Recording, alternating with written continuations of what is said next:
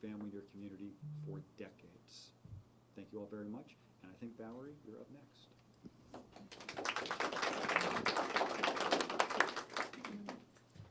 Good afternoon. I'm Valerie Patterson, and I am a quilter, a writer, and a grandmother. I am also a survivor of sexual assault and a volunteer with the Guilford County Family Justice Center. I am here because I do not want any woman, any survivor, to have to navigate through the aftermath of this horrific experience alone. In 1981, when I was in my 20s, I was violently raped. While over 40 years ago, I will never forget the terror I felt. Being held at knife point, I was so terrified that I was going to die. I tried to fight him off, but he had control. After he raped me, I called the police and then went to the hospital. In 1981, there was no DNA testing that could help the police find my assailant and prevent other rapes. Thankfully, that is no longer true. Initially, I couldn't identify my assailant in the hundreds of mugshots that I saw.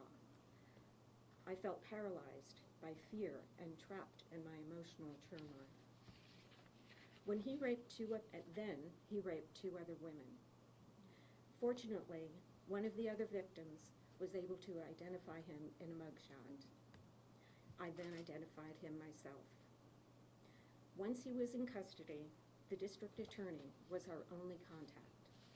There was no victim advocate to guide us through the court process until he was convicted almost 2 years later. While we didn't have an advocate or anything close to what the Family Justice Center offers today, we three victims had each other. In 1983, our rapist was convicted, and we felt justice was served. But that's not the end of my story of sexual assault. The trauma of that horrific night was securely tucked inside me. For decades, I buried my emotions and tried to hide what happened to me. A few years ago, I ran into one of the women who testified at the criminal case. Reuniting with her initially triggered my trauma, and the emotions of my assault creeped out. I could no longer hide from my past, but found comfort in our relationship. She encouraged me to tell my story. Mentioned I'm a quilter, and in 2019, I spent 4 months crafting this quilt. I call it Hell and Hope. The process of creating the knife I faced and the fiery hell in fabric and thread was a cathartic experience for me. The hand in the quilt is holding my trauma, and the butterfly on the fingertip is guiding me toward hope. Now, this quilt is dedicated to all victims and survivors of sexual assault.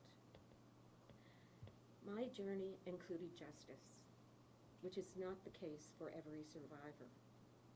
Assailants must be caught and held accountable.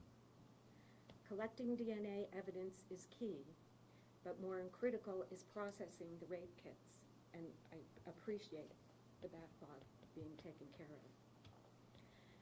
Also is pursuing the cases as quickly as possible. Victims deserve justice. Partnerships between advocates, law enforcement, district attorneys, medical professionals, counselors, and more are critical. This place, the Guilford County Family Justice Center, is designed to provide a blanket of needed services to victims and their families. Together, we can help victims become survivors on their pathway to healing and solace. Victims and survivors, you are not alone. Help and hope are here. Thank you.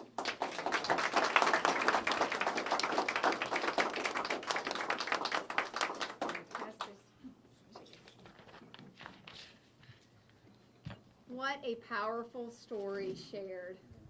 And what a beautiful depiction of hope. Thank you, Valerie. Welcome to the Family Justice Center. We are so honored to host the Governor and Attorney General and Secretary of Administration and Secretary of Public Safety and so many more amazing leaders in North Carolina. Thank you so much for being with us. As you've heard, the Family Justice Center is a one-stop shop. One place where survivors of child abuse, domestic violence, sexual assault, elder abuse, human trafficking, and stalking can come. Through our partnership, we provide comprehensive wraparound services to survivors and their families and work strategically to hold offenders accountable. We create communities for survivors through our intentional collaboration with the goal to always foster hope, healing, and justice. This June marks our 10th anniversary. Our partnership, that is worthy of applause. Our partnership has truly transformed Guilford County and beyond. To date, almost 100,000 survivors have come through our doors getting life-saving medical, legal, social, advocacy, and peer support services. In addition, through our extensive collaboration with our partners in public safety and criminal justice, we have increased offender accountability and enhanced the safety of all residents in Guilford County. It is my honor to introduce Governor Stein. I had the opportunity to work with him when he was the Attorney General and was really moved by his leadership in addressing the sexual assault backlog. And I'm so thankful for his leadership in North Carolina. Welcome, Governor Stein.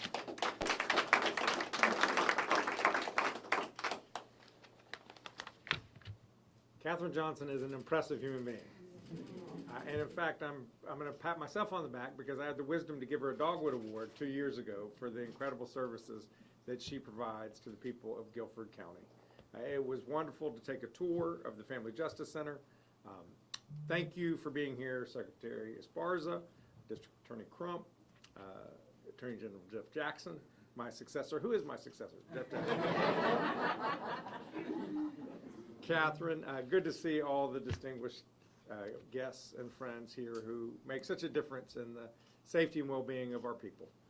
I do want to say a special word to you, Valerie, for your bravery. I mean, to be able to stand up in front of a crowd, stand up in front of television cameras and talk about what was likely the worst time of your life takes a unique form of bravery, and it takes a compassionate heart who wants to do everything you can so that other people don't experience the pain you did.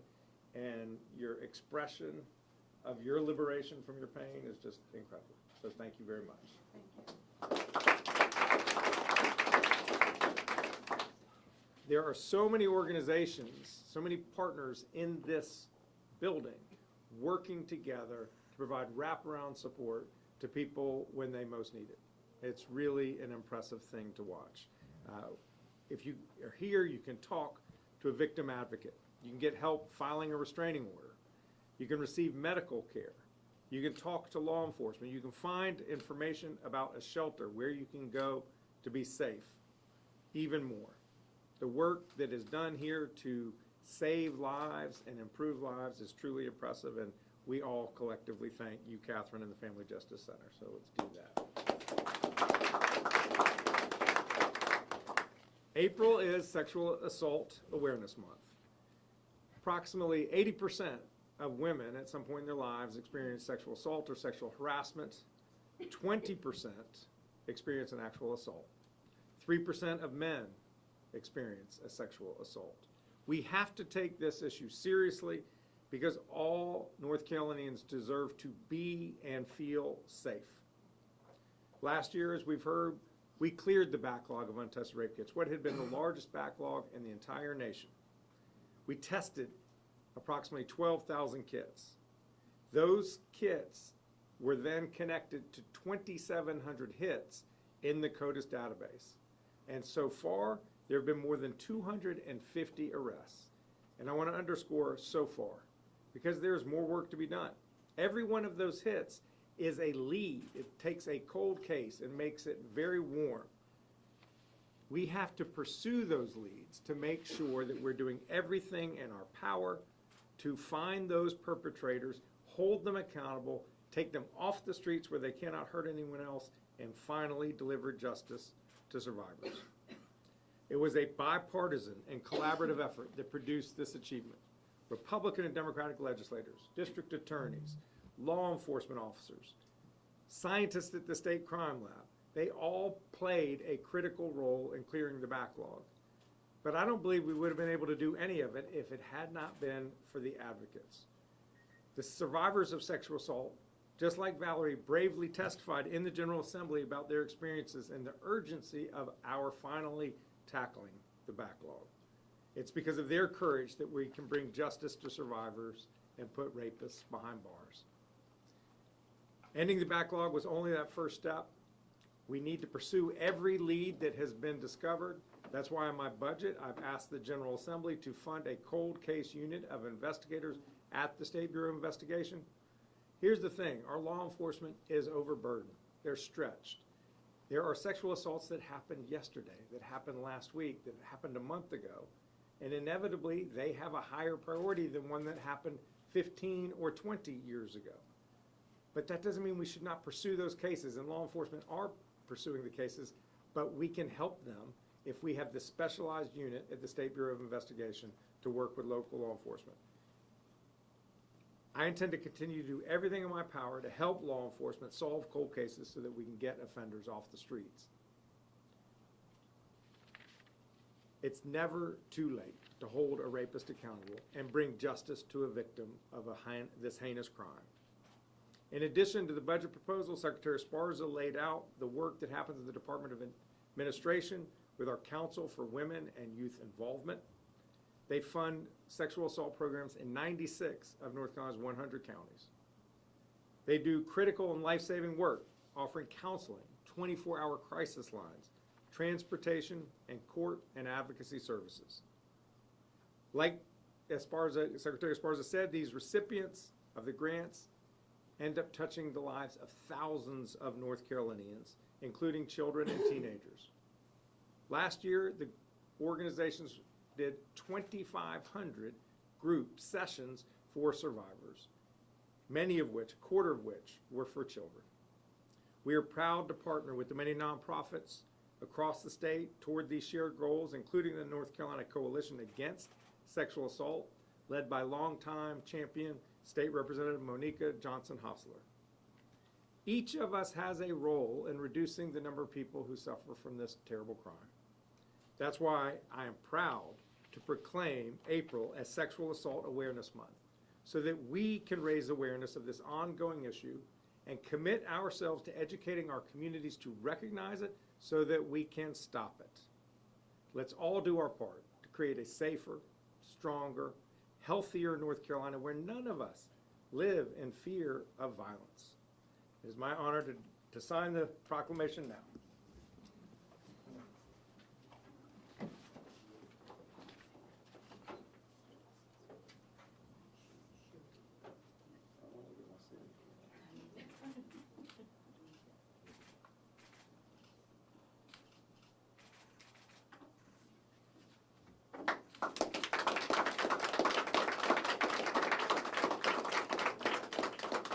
Thank you all. I'll be happy to take some questions.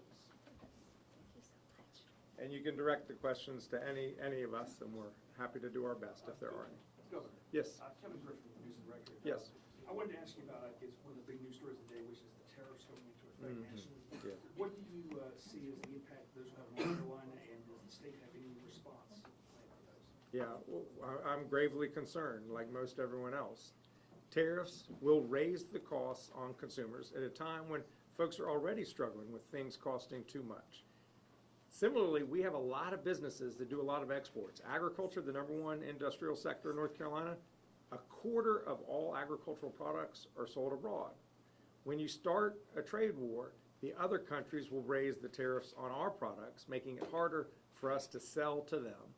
All the costs of all the manufacturing that goes on in this state, the inputs that we get from other countries, are going to increase costs. I'm really concerned about the impact of tariffs on Western North Carolina's recovery. The federal government, we have $1.4 billion from HUD to do housing reconstruction. That's the pie. if each slice of the pie costs 20% or 30% more, that means there will be 20 to 30% fewer homes that we're able to help, families that can get back into their homes. So I am really concerned about the impact of tariffs on people's lives. I'm also concerned that we seem to be on the edge of a potential recession. All the economists are saying that the likelihood of recession has dramatically increased. I urge the president to walk back from these trade wars. I urge the Congress to exercise the authority that the Constitution gives them, which is to have ultimate say on whether tariffs are imposed. Governor Stein, Joshua Davis, WXII 12 News, thank you for your time. You mentioned a cold case unit. I'm curious, can you elaborate a little bit more about that? What resources can you allocate to them that'll make them effective? The State Bureau of Investigation exists to support local law enforcement on investigations when requested. And what I want is to have a dedicated group at the State Bureau of Investigations who are experienced sexual assault investigators, who know how to do this work in a trauma-informed way. They know how to interact with victims in a way that provides them support as well as solving the crime. They can also train local law enforcement across the state. And I think if we have those specialized investigators, we will see dramatically an increase in the number of these cold cases that get solved, and that will put more dangerous people behind bars where they cannot hurt anyone else. Is this the first of its kind? That I don't know. I know that actually local law enforcement often has sexual assault units, but this would be dedicated to just helping on these cold cases and whatever other sexual assault cases that local law enforcement has. Anything else? Okay, great. Thank you. We're going to do some photos. We're going to do our speakers first. If y'all want to pop up. If somebody can help me with this podium, I'd greatly appreciate it. Thank you.